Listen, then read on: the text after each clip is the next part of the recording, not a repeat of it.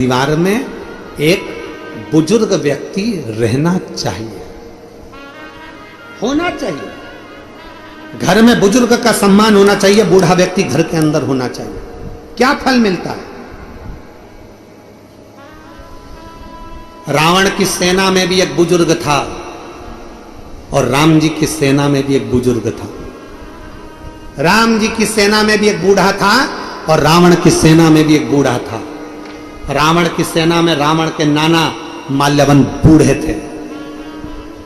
राम जी की सेना में जामवंत बूढ़े थे। दोनों में अंतर है। रावण बूढ़े माल्यवन के कहना मानता नहीं था और हनुमान जी बिना जामवंत के कहीं जाते ही नहीं थे। दोनों में अंतर है, दोनों में अंतर। रावण बूढ़े का कहना नहीं मानता था, रावण बुजुर्ग का कहना नहीं मानता था, रावण बूढ़े का कहना नहीं मानता था। माल्यवन समझाते थे, मानता नहीं था। नाना जी समझाते थे, मानता नहीं था। माल्यवन बूढ़े के कहने पर नहीं चल, रावण बूढ़े के कहने पर नहीं चलता था, बुजुर्ग के कहने पर नहीं चलता था। और हनुमान जी जब लंका पर चढ़ाई करने के लिए जाते हैं तो जामवंत से पूछते हैं कि आप मुझे आज्ञा करें, मैं क्या करूं? जामवंत ने कहा कि ऐसे जाओ, ऐसा करना, वैसा करना, और रावण जी हनुमान जी चल देते हैं। हनुमान जी चल देते हैं। घर के बुजुर्ग के कहने पर अगर तुम चले हो तो यह पक्का है एक दिन लंका में आग लगाकर ही बनोगे, ये निश्चित है। थोड़ा बुजुर्ग का सम्मान हो। शिव महापुराण की कथा कहती है, माता पिता का घर में आदर होना चाहिए, बुजुर्ग का सत्कार होना चाहिए, बूढ़े का आदर होना चाहिए, सम्मान होना चाहिए।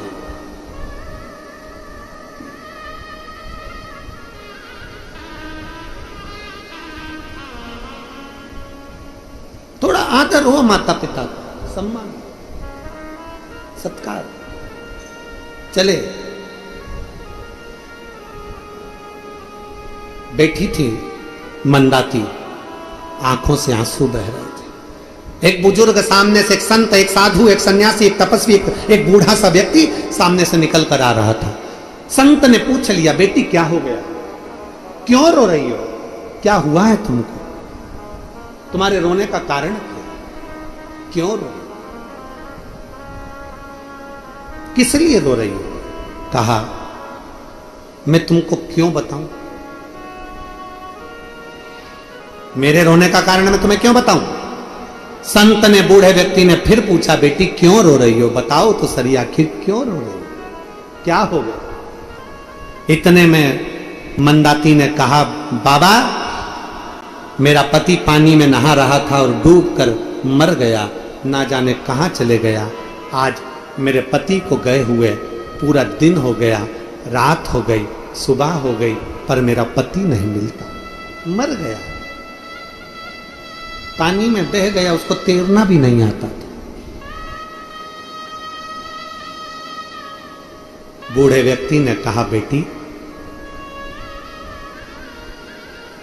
मैंने किसी के मुख से सुना है, किसी के मुख से सुना है। अब जरा विचार करो, ये बहन ने, वो सिरसा वाली बहन ने लिखा कि मेरे को सब्जी के ठेले वाले ने कहा, यहां पर वो बाबा कह रहा है, यहां पर बूढ़ा व्यक्ति कह रहा है कि मैंने किसी के मुख से सुना है।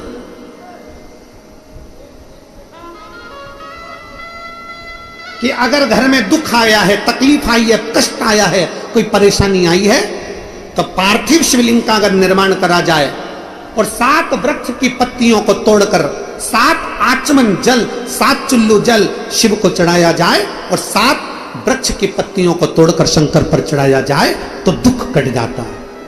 इतने में तो तुरंत मंदाती को गुस्सा आ गया और मंदाती को क्रोध आया और मंदाती ने कहा, ए बूढ़े, ए बूढ़े, तुझ में अक्ल नहीं है?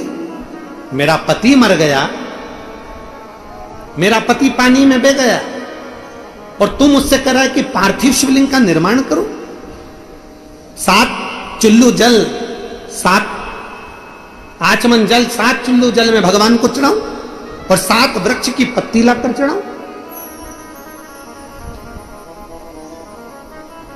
बूढ़े व्यक्ति ने कहा, बेटी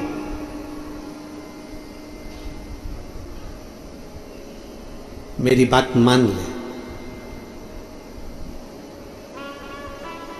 सोमवार की अष्टमी के दिन 7 चुल्लू जल या तुम्हारे हाथ में जो लोटा होता है पानी का, उस जल को जब डालते हैं 7 बार धीरे धीरे धीरे धीरे उत्तर की ओर मुख कर कर, दक्षिण में बैठकर उत्तर की ओर मुख कर कर जब 7 बार जल दिया जाता है, दल चढ़ाया जाता है, 7 वृक्ष की पत्तियों को तोड़कर शिव जी को चढ़ाया जाता है, कितना भी कष्ट का समय चल रहा हो, वो कष्ट का समय कट ही जाता है और कुछ अच्छी खबर मिलती जरूर है, कुछ अच्छा मिलता जरूर है। एक हरतालिका तीज के दिन फुलेरे का दर्शन, इधर हरियाणा में हरतालिका तीज होती है कि नहीं होती, हमको नहीं मालूम, नहीं होती। अगर नहीं भी होती है तो प्रयास करा करो कि शंकर जी के मंदिर में, अगर कहीं हरियाणा में हरतालिका तीज नहीं होती है तो शंकर के मंदिर में अपनी तरफ से एक डलिया लेकर या बांस की छबड़ी लेकर उसमें मालाएं लटकाकर शंकर के ऊपर जैसे वो जलाधारी लगी रहती है वैसे फूल की फुलेरा लगाना चाहिए, लगाना चाहिए। और मेरा निवेदन है यहां बैठी हुई सारी माताओं से, आपके नजदीक में जो शिव मंदिर हो, प्रयास करना कि हरतालिका तीज के दिन अपनी तरफ से एक फुलेरा अपने घर में तैयार कर लो, माला ही तो लटकाना, एक फूल झूमर जैसा, झूमर जैसा।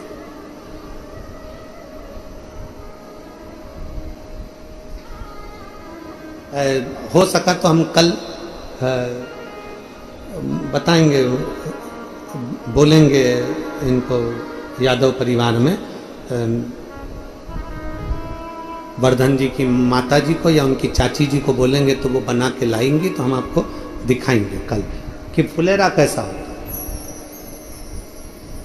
एक गोल या चौकोर कोई रिंग, उसके अंदर मालाएं लटकी, फुलेरा वो लगा है सामने, देखो पीछे लगा हुआ दिख रहा होगा आपको, कैमरे वाले उसको जरूर दिखाएंगे। एक गोल और भी हम कल एक बना के ले आएंगे तो आपको दिखा देंगे, फुलेरा बन सके, प्लास्टिक के फूल का नहीं, ताजे फूल का, घर में मिल जाए फूलों या बाजार से माला लेकर उसका निर्माण कर दो, प्रयास करो। कहते हैं सोमवार की अष्टमी के दिन 7 पत्ती 7 जल के पात्र चढ़ाने से जो फल मिलता है, वो फल केवल हरतालिका तीज के फुलेरे का दर्शन कर कर हमें प्राप्त हो जाता है और हमारा आधा कष्ट उस फुलेरे के दर्शन से समाप्त हो जाता। उस फुलेरे दिल से करें, दिल से सुनो।